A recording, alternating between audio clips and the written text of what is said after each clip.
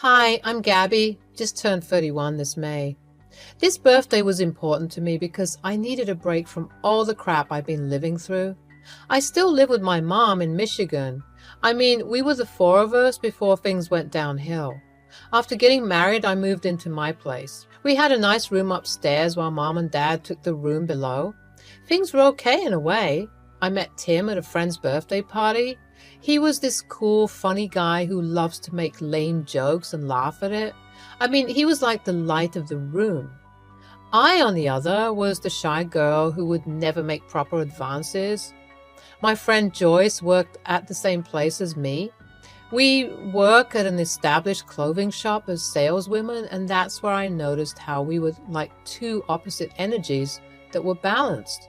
Joyce was kind of like Tim, hyper-energetic, loves meeting new people and all that.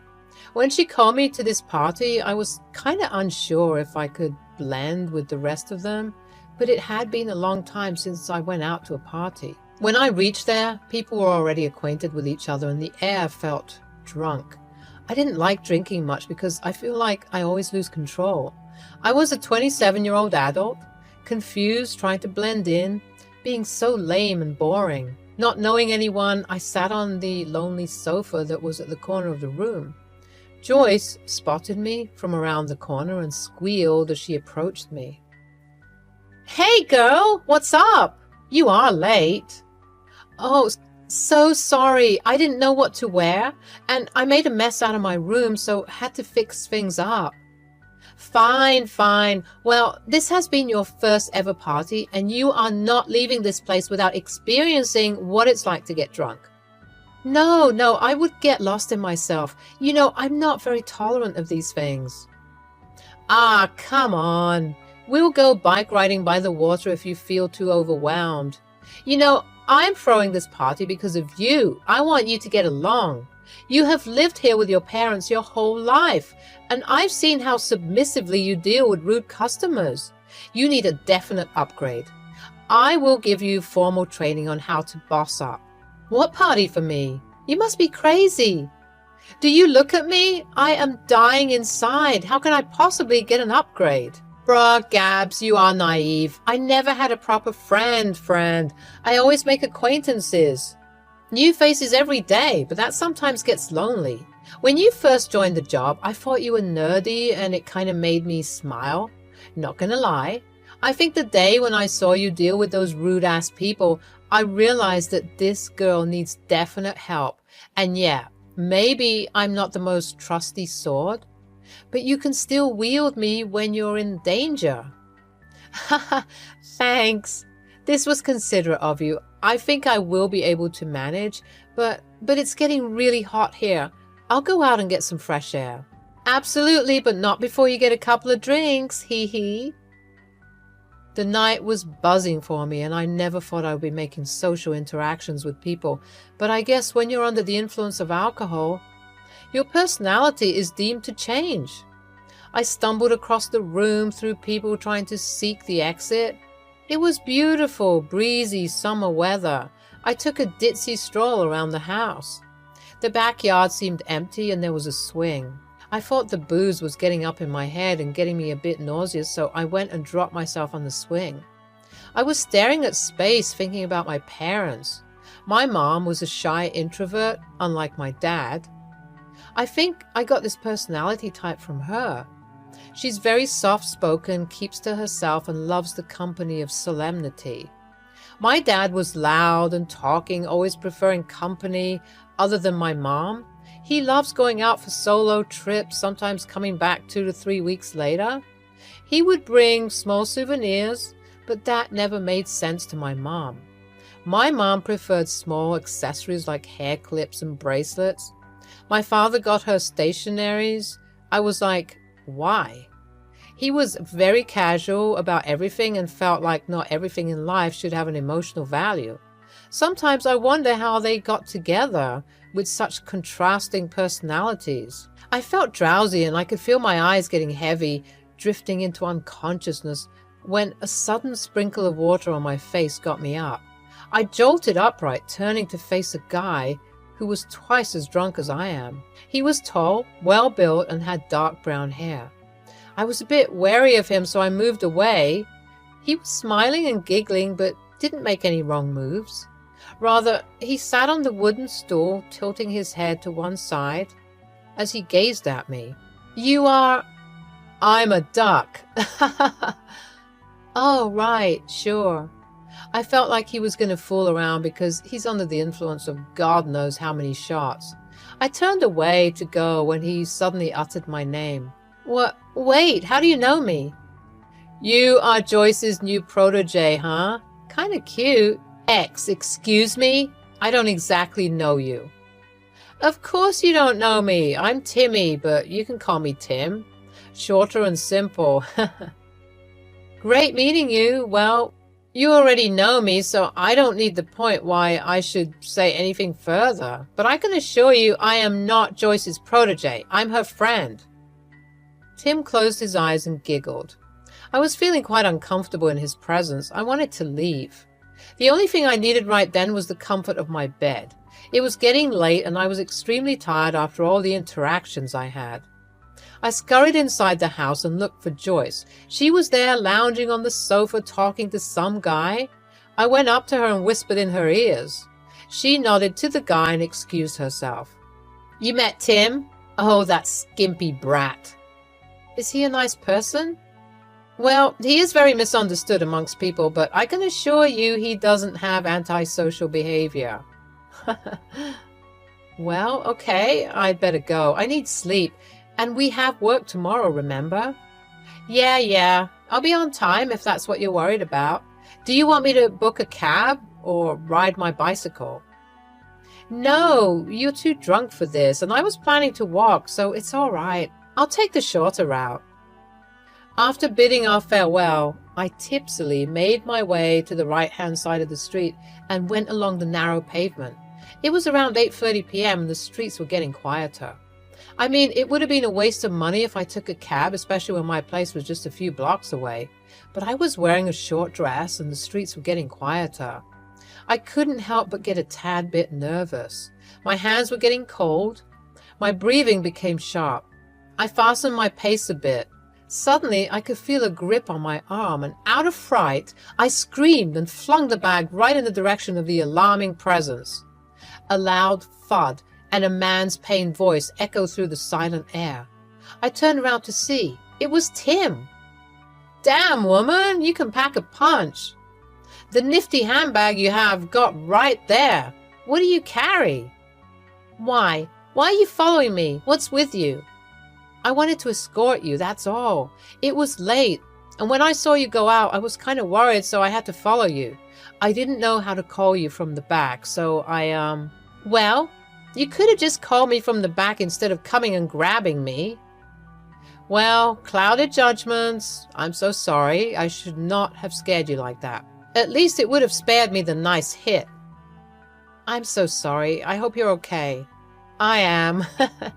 "I'm quite a strong man, but not gonna lie, that blow was something else." He smiled like a kid as he drooped his head tiredly, scruffing his messy hair. He looked like he was going to collapse, and he was reeking of alcohol. I let him follow me quietly behind me. I kept glancing back to see what he was up to. He had his hands in his pockets, glancing back at me. I felt so flustered. I had a few friends back when I was in Ohio, but once I shifted to Michigan, things changed. I quietened down a bit more. It's been a long time since I spoke to a guy. He didn't seem too threatening. He was rather really sweet. Fast forward to when we started dating. It just happened weirdly, but I noticed that I saw a lot of my father's personality in him. He was casual, not too serious about things. He was like a burst of energy. Took me to parties and small cafes, even rock concerts. My introverted mind was going all crazy with these interactions, but I enjoyed that side of him. I mean, he helped me balance. He would come to visit my parents and sometimes take me to his place. We were growing intimate, and I weirdly felt good around him. I mean, he was not an ideal guy. Like, his house is a mess, smells a lot. He eats nothing but store-bought food, but he was also kind, cheery, and sometimes a little childlike. He took care of me and my parents. My mom was not fond of him much, but my dad was. Maybe he could see a lot of himself in him. He would come often for dinner, stay the night, and enjoy drinks with my dad. Joyce was highly surprised by all of this. We met in a cafe for a small chit-chat when she brought him up. Girl, you need to explain how it all happened. Tim? Really? That guy won the lottery. Well, it is a long story. If I start saying anything now, it would probably take like a few more coffees and more snacks. In short, he is a sweet guy. Who could have thought? A shy girl with a hipster man? Just like those tropes from the novels? But as long as you're happy, I'm happy. Plus, we get to go on group dates. You're seeing someone? I mean, kinda. I'm trying not to rush it too much. Taking things nice and slow is the key to avoiding misunderstandings. We chatted for hours and hours. I felt like things were going to be all right, and maybe I will be able to manage having a decent life. After a few months, Tim Jericho, Joyce's partner, Joyce and I went for a small trip to Hawaii. It was Jericho's funding. His father was in the tourism company for many years, and this trip was a blessing to all of us. There, Tim played a stunt by pulling out the marriage thingy on me. It was a pleasant shock. I never thought he would go all the way with the planning. You sure? Do you want this? I mean, isn't it going fast? I feel like sweet things shouldn't wait too long. Shouldn't we think this through? If we take so much time, someone might swoon you away from me. I did take my time to respond. I wanted to be sure that this was it, and I'm about to take life's biggest decision ever. But I remember my mom being extremely silent about all this. She just did her part of the duties, but she never really approved or disapproved anything. As I stood there, my heart racing with anticipation, I couldn't help but feel a surge of joy and gratitude. Today was the day I would marry the love of my life, Tim. The sun was shining brightly, casting a golden glow over the picturesque venue that we had chosen for our special day. As I walked down the aisle, my eyes met Tim's, and the world around us seemed to fade away. The soft strains of our chosen melody filled the air, creating a soundtrack to our love story. The reception was a joyful affair filled with laughter, heartfelt toasts, and dances that would be etched in our memories forever. The room was adorned with flowers, twinkling lights, and little touches that reflected our personalities. It was a true reflection of our love and the journey that brought us to this very moment. Oh, how horribly cringe I'm feeling describing that event, but my naive self would have truly written that as a romance writer. Finally, a useful wit for my daughter. This brave young man did the best of all things, i.e., being my son-in-law. Cheers! Now, Tim, my boy, I can finally gala around with a man. Please, do keep my daughter safe. She is very important to me. Oh, I will, mother dearest. You need not worry so much. Throughout the evening, I couldn't help but steal glances at Tim, my life partner. We laughed, we danced, and we savored every moment together. It was a celebration of our love and the beautiful future that awaited us. Oh, how I wish this was the truth. Poor Gabby, you were profoundly stupid. As I reflect on the early days of our marriage, there's a memory that still brings a mix of frustration and fury to my heart. It was a time when Tim and his father-in-law, my dad, seemed to have fallen into a pattern of relying on others for support. That was me and my mom. My mom is working as a librarian in a local school, and I am still working in the clothing shop. My father was a cab driver, and Tim joined the construction site. Both of them got low pay, and sometimes they both would hang out in the bars and drink all night. Come home really late in the morning. Tim's boss already raised a lot of complaints against him. They say he keeps lagging in his work and sometimes even smokes weed at the corner. He was given warnings, but he couldn't care less. Babe, we need to talk. You're getting written and verbal complaints from your workplace. Are you not enjoying the job? Like, I thought you care about us. I am. But sometimes I get lazy. It's a boring job. Plus, I'm not having time for myself. I want to enjoy life a bit more. That's not how things work, Tim. We are married. We can always find time for ourselves, but we must think of our future. I am thinking about our future, love. I just feel like these kinds of jobs are not cut for me. I'm more like a business person. Of course, you can start a business. I'm not stopping you. Have you thought about any sort of investment plans? What is the business and how will you go on with it? It's not easy to run a business, you know. I and Patrick have thought about it together, but before I can say anything about that, I forgot to tell you something. I was planning to go on a short trip with my boys. Trip? Didn't you go on a trip a month before, babe? Where are you getting the income to spend on these trips?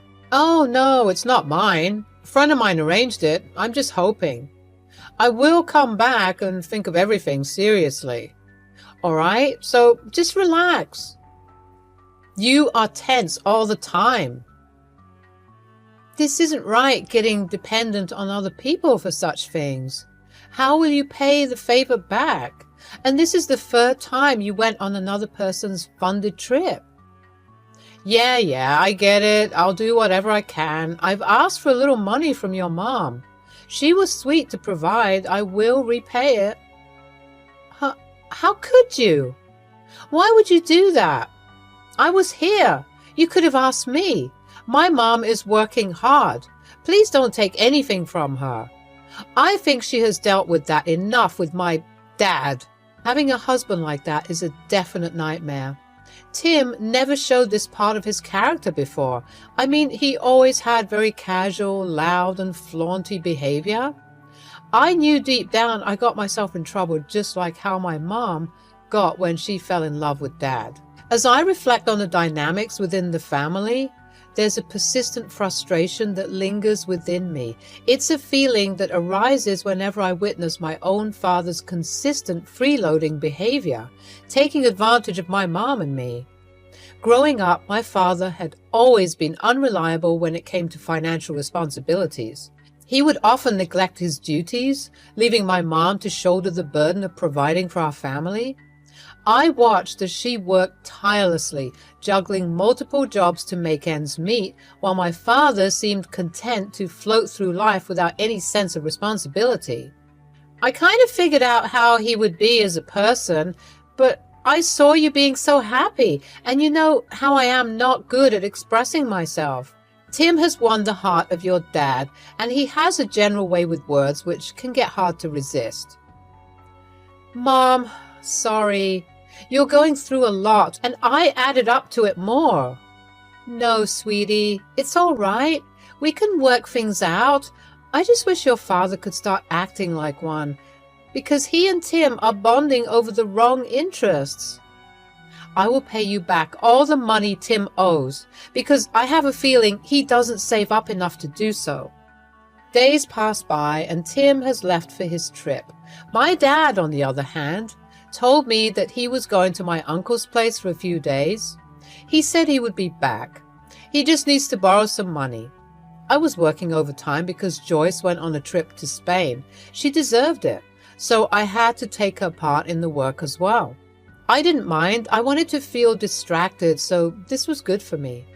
After work, while I was returning home, my phone buzzed multiple times. I opened it to see that it was Joyce. She sent some pictures. I was in complete and utter shock when I saw Tim in those pictures in Spain. Another girl in his arms and his friends were there too. Joyce left. I told you so, beneath the photo. I was beyond furious. I was humiliated. I have married a nuisance, a good-for-nothing. He said he would think about this seriously, and I believed that. I went home and punched so hard on the cardboard that it left a small dent. That miserable guy, horrible character is my husband. And he cheats on me too. He cheats on me. I'll call him. He is answerable to me. 2 days later, when I was recovering from the shock, some men came to our doorstep. They looked like gangsters. I don't know. They just looked intimidating, but they weren't here to harm us. I was too scared to interact at first, but I knew I had a mother to protect. I opened the door and they started asking for money from me. I was stoked by their response. They were hell-bent on the fact that they were scammed by Tim. When Tim was on the trips with his friends, he sold off some weed to the locals, claiming it was good stuff and it costs a lot. Later on, they found out it was the cheapest weed. When they confronted Tim about that, he said it was my idea and that the money would be with me. Tim still owed money worth $10,000 to them. What has he been doing behind my back? I was not taking that. I told them Tim would be paying for all of it, and that they can keep all the other belongings owned by Tim. His house crashed, and later found out that he was running a small drug dealer business. I filed a report to the police claiming that Tim was a problematic person and he had been doing shady businesses, dealing with the underworld people and all. I was like a decoy to him. He thought he would get married and move in with me and he would not be suspected. I called his number that day. I used a different cell number because I knew he wouldn't be picking up otherwise. The voice that picked on the other side was not Tim. It was my father, Patrick. Hello? Hello? Who is this? Who is this? I'm Gabby's friend. She was telling me she couldn't reach Tim on the line, so I just gave a call on her behalf to see if everything's okay.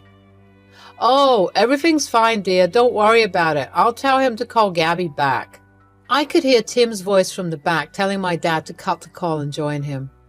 I recorded everything. I have his pictures and recordings now, enough to get him sued. What better reason can I have for a divorce? It took me so long to find out what Tim was actually up to. He never really loved me. It was easy to manipulate me because I'm dumb. I told you everything, Mom. She was heartbroken, but not too shocked. She told me it was time she and I left the house and settled elsewhere. She had an old flat for rental somewhere in the west of Michigan. She said she can't afford to buy it now, but at least we can be relieved from this mess. The police reported as saying that he would be imprisoned once he comes back. And boy, what a pleasant surprise they probably had when they returned to an empty house with 2 unpaid bills and 2 divorce papers on the table.